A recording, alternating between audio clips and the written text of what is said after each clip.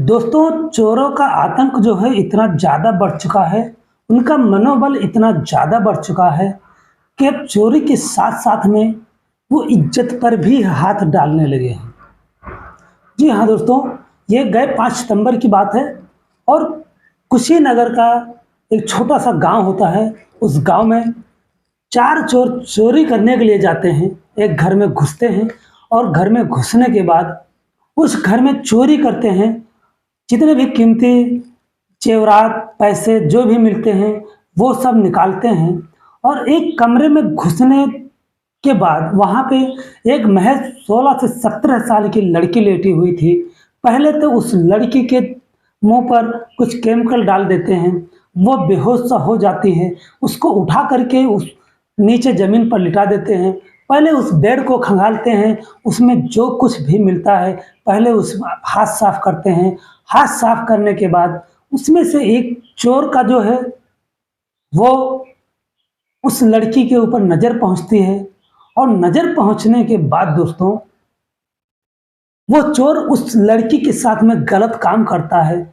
जब उस लड़की के साथ में उस चोर को गलत काम करते हुए बाकी के चोर देखते हैं, तो उनकी भी नीयत फिसल जाती है और वो भी सोचते हैं क्यों ना मैं भी बहती गंगा में हाथ धो लूँ और एक-एक करके वो 3 चोर उसके साथ गलत काम करते हैं।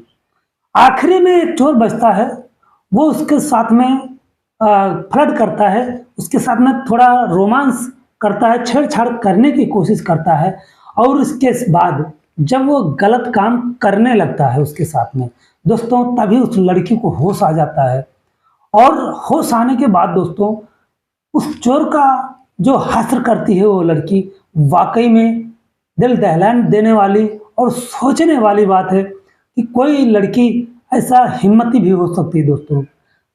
उस चोरों का क्या हुआ, ये जानने से पहले बस आपसे एक रिक्वेस्ट है, अगर वीडियो में नए हैं तो चैनल को सब्सक्राइब कर दीजिए, वीडियो को लाइक कर दीजिए ताकि हमारा हौसला बढ़ता रहे और आपको ऐसी ही इंटरेस्टिंग कहानियाँ सुनने को मिलती रहे। नमस्कार दोस्तों, आप देख रहे हैं हमारा यूट्यूब चैनल अपराध की खोज। मैं हूं बीके मौर्य। दोस्तों, ये कहानी जो है 5 सितंबर की है। कुशीनगर का एक छोटा-सा गांव होता है और उस गांव में एक परिवार होता है। इस परिवार में माता-पिता, एक बेटा, बहू और एक बेटी होती है। बेटा जो है उस अपने पत्नी को लेकर के उसके मायके जा रहा था। श्राद्ध का न्योता था उसमें और वो जाते वक़्त अपनी बहन से कहता, बहन देख थोड़ा सँभल के रहना क्योंकि चोरी बहुत ज़्यादा है, अभी पड़ोस के गाँव में हुआ है और थोड़ा ध्यान से रखना। तो जो उसकी बहन होती है जिसका नाम खुशी होता है, वो कहती भैया तुम एकदम निश्चिंत होकर के जाओ और बेफ़िक्र रहो, मैं सारे खिड़की दरवाजे चेक करने के बाद तभी लेटूँगी और आप एकदम बेफ़िक्र होके जाओ और माँ पिताजी का ख़्याल रखूँगी, आप एकदम निश्चिंत रहो। वो अपने ससुराल चला जाता है अपने मिसेज को लेकर के और उसके बाद शाम होती है दोस्तों, वो जो खुशी होती है, वो खाना-पीना बनाती है, अपने माँ-बाप को खिलाती है और उसके बाद खुद भी खाना-पीना खा कर के वो जाकर के अपने भैया के कमरे में लेट जाती है क्योंकि उसके भाई के कमरे में एसी लगा हुआ था और वो सोचती है क्यों ना आज भैया-भाभी हैं नहीं, तो आज एसी का मज़ा लिया जाए। दोस्तों, वो एसी चालू करती है और भैया में बेड पर लेट जाती है और लेटने के बाद थोड़ी देर वो मोबाइल चलाती है, यूट्यूब, इंस्टाग्राम, फेसबुक और रील्स वगैरह देख कर के और धीरे-धीरे उसको नींद आने लगती है। लगभग 11 बजे का टाइम था, वो धीरे-धीरे सो जाती है। दोस्तों, जैसे वो सो जाती है, तो उसके थोड़ी देर बाद घर में खटपट की आवाज़ें आती हैं। उसकी नींद जो है वो खुल जाती है दोस्तों और उसके बाद वो कान लगा करके सुनने लगती है कि ये आवाज़ें आ कहाँ से रही हैं। फिर उसको लगता है शायद ये आवाज़ें बाहर से आ रही हैं और वो आराम से लेटी रहती है। दोस्तों, उसके बाद थोड़ी देर बाद उस कमरे का जो दरवाज़ा था, वो किस प्रकार से चोरों ने खोला उसको खुद नहीं पता और दरवाज़ा खोल करके अंदर उस कमरे में जिस कमरे में वो लेटी हुई थी उसमें प्रवेश करते हैं और अंदर पहुँचते ही उसके मुँह पर कोई केमिकल छिड़क देते हैं। वो बेहोश सा हो जाती है उसको जो भी वो चोर कर रहे थे, उसको सब कुछ सुनाई दे रहा था, एहसास हो रहा था कि चोर कर क्या रहे हैं।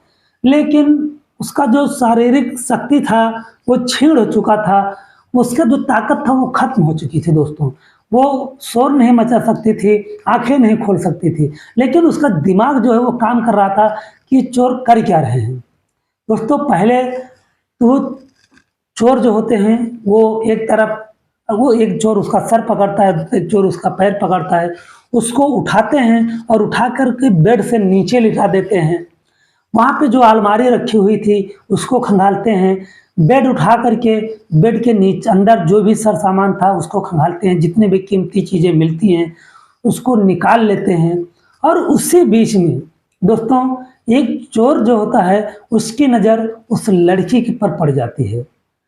वो लड़की महज़ 16-17 साल की होती है, खुशबू, और उसका जो शरीर का बनावट था, बहुत ही गज़ब का गठीला बदन था और अ, शरीर एकदम उभरा हुआ था। और वो जो चोर था उसको देख कर के एकदम अपना आपा खो बैठता है और वो उसके साथ में गलत काम करने लगता है। दोस्तों बाकी के जो चोर थे वो ये देख कर के उनका भी मन डोल जाता है। वो सोचते हैं क्यों ना इस बहती हुई गंगा में हम लोग भी हाथ धो लें। दोस्तों उनमें से 2 चोरों ने और उसके साथ गलत काम किया। चौथा चोर जो बचता है वो उसको साथ में थोड़ा छेड़छाड़ करने लगता है और छेड़छाड़ करते वक़्त जो बाकी को चोर थे, वो कहते हैं जो भी करना है जल्दी कर और हम लोग को यहाँ से निकलना है, क्योंकि अब चोरी तो हो चुकी है, जो भी खर था हम लोगों ने साफ कर लिया, अब फटाफट यहाँ से निकल और यहाँ से निकल जाते हैं। तो जो चोर कहता है तुम लोग चलो, मैं अभी आ रहा हूँ। और दोस्तों वो 3 चोर जो थे वो वहाँ से चले जाते हैं। वो जो चोर था उसके साथ में पहले रोमांस करता है और रोमांस करने के बाद फिर उसके साथ में शारीरिक संबंध बनाने लगता है। जैसे वो दोस्तों उसके साथ शारीरिक संबंध बनाने लगता है, जो खुशबू होती है धीरे-धीरे अपने होश-हवास में आने लगती है, क्योंकि ये सारी प्रक्रिया करते कराते लगभग आधे घंटे से ऊपर हो गया था। और दोस्तों उसका जो दवाई का असर था, जो केमिकल का असर था वो कम होने लगता है, धीरे-धीरे वो होश में आने लगती है। थोड़ी देर में वो होश में आ भी जाती है और जैसे होश में आती है, वो उसको पकड़ लेती है, जकड़ लेती है और जकड़ने के बाद वो छुड़ाने की कोशिश करता है, लेकिन जो खुशबू होती है, वो थोड़ा चालाकी से काम लेती है। वो उसका साथ देने लगती है। जब वो छुड़ाने लगता है चोर, तो उसका साथ देने लगती है, कहती है मुझे बहुत मज़ा आ रहा है, थोड़ा अच्छे से करो ना। चोर जो होता है वो सोचता है कि शायद इसको वाक़ई में मज़ा आ रहा है और वो फिर थोड़ा इत्मीनान से करने लगता है और जो खुशबू होती है उससे बातचीत करने लगती है, तुम बहुत अच्छे हो, बहुत अच्छे ढंग से कर रहे हो, ये सब उसको अपने बातों में फँसाने लगती है, रिझाने लगती है और जो चोर था उसकी बातों में आ भी जाता है दोस्तों। उसके बाद काम खत्म होने के बाद वो उठता है और वो जो खुशबू होती है वो भी उठती है और कहती है बैठो ना, बातचीत करते हैं, तुम वाक़ई में अच्छे लग रहे हो, मुझे बहुत अच्छे लगे। और उसके बाद उसको अपने बातों में फँसा करके चोर कहता है, मुझे थोड़ा प्यास लगा है, क्या पानी मिल सकता है? खुशबू कहती है क्यों नहीं, तुम बैठो, मैं पानी लेकर आती हूँ। और वो पानी लेने के लिए जैसे ही बाहर निकलती है, वो बाहर जाने के बाद बाहर से वो कमरे का दरवाज़ा बंद कर देती है और ज़ोर-ज़ोर से चोर-चोर चिल्ला देती है। इतने में उसके माँ-बाप उठ जाते हैं। आस-पड़ोस के लोग पूरा घर चारों तरफ से घेर लेते हैं। घेरने के बाद उस चोर को पकड़ लेते हैं, पीटते हैं। पुलिस आती है, पुलिस उस चोर को ले जाती है और चोर से पूछताछ करती है। वो जो चोर होते हैं दोस्तों, वो पूरा नंगा होकर के चोरी करते थे। किसी के शरीर पर बनियान है, किसी के तौलिया लपेटा हुआ है, इससे ज़्यादा किसी के शरीर पे कोई कपड़ा नहीं होता। पुलिस सख्ती से पूछताछ करती है, लेकिन वो चोर जो होता है वो नहीं बताता कि हम लोग नंगे होकर के चोरी क्यों करते हैं। दोस्तों उस चोर से उन तीनों का जो वहाँ से चले गए थे उनका भी नाम पता वगैरह पूछ करके 2 दिन में उनको भी गिरफ्तार करती है और गिरफ्तार करने के बाद जो उस घर से चोरी करते हैं सारा सामान बरामद करती है, घर वालों को पुलिस वापस करवाती है। और उसके बाद दोस्तों पुलिस जो खुशबू होती है उसकी हिम्मत की सराहना करती है। पुलिस कहती है काश तुम्हारी जैसी लड़की अगर हिम्मती हर घर में हो तो इन जैसे चोरों की हिम्मत क्या है कि किसी घर में चोरी कर लें। लेकिन दोस्तों बात यही नहीं थमती। गांव के आस पड़ोस के लोग, कुछ लोग ऐसे भी होते हैं जो उस लड़की का निंदा भी करते हैं कि अपनी इज्जत गंवा करके और चोर को पकड़ लिया तो कौन सा बड़ा काम कर दिया। दोस्तों लेकिन पुलिस का मानना ये था कि इज्जत भले चोरों ने तो पहले ही उसकी लूट ली थी, लेकिन उसने अपनी इज्जत लूटने के बाद में जो साहस दिखाया वो अकल्पनीय था, अविश्वसनीय था। क्योंकि हर लड़की के बस की ये बात नहीं थी, ये हिम्मत दिखाना, ये जज्बा दिखाना।